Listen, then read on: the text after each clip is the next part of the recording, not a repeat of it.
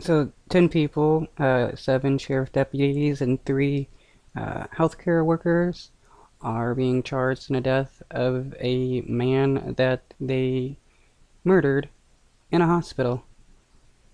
Um, uh, First video I watched about this, they were only charging 7 sheriff deputies for it, and now it looks like there's 3 healthcare workers that were also involved with sitting on this dude.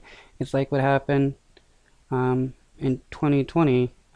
Can't remember his name, but he was murdered by cops, and they sat on him for 10 to 12 minutes, and they did the same to him.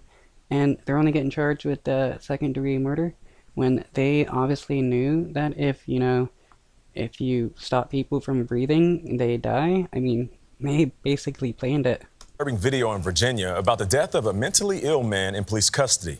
The family of Irvo Otieno says surveillance video shows brutal treatment as he was processed at a state mental facility. Yesterday, officials in Virginia arrested 3 employees of that hospital. 7 sheriff's deputies have already been charged in the case. Jeff Pegues has more. My son was tortured. The family of Irvo Otieno is heartbroken and outraged after watching surveillance video of the 28-year-old's death last week while he was experiencing what they describe as a mental health crisis. My son was treated like a dog. 10 people have now been arrested and charged with second-degree murder. 7 Henrico County deputies and 3 staff members of Virginia's Central State Psychiatric Hospital. That's where prosecutors say the video shows all 10 pinning a handcuffed Otieno to the ground for 12 minutes before he died. Wow, he was handcuffed, and obviously not that much of a threat. Handcuffed people really can't do much. But they still needed 10 people to sit on this dude. Like, how does that make any sense whatsoever? These people knew they were killing him and went through it. You don't sit on somebody for 12 minutes and be like, yeah, this doesn't murder people.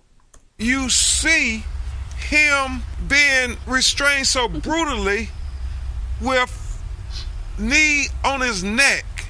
Earlier, police had placed Otieno under an emergency custody order for mental health distress and said that he'd become physically combative at a local hospital, leading to his transfer first to a county jail and ultimately to the psychiatric facility. Mental illness should not be your ticket to death. Right. In the United States, it definitely is. The local police union called Otieno's death tragic, but says it is standing behind the deputies. Well, no surprise there. The police union is protecting murderous cops because that's what the police union does. They're just there to keep bad cops having their jobs instead of being punished. Though it's funny how, unions are supposedly bad, and then you have the police union who shows that they have the power to affect a lot of things because they are a union. We honestly need to remove the police unions and make all other worker unions possible.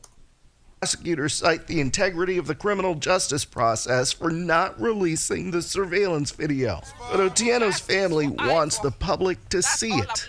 I'm looking for answers. Why was my son murdered?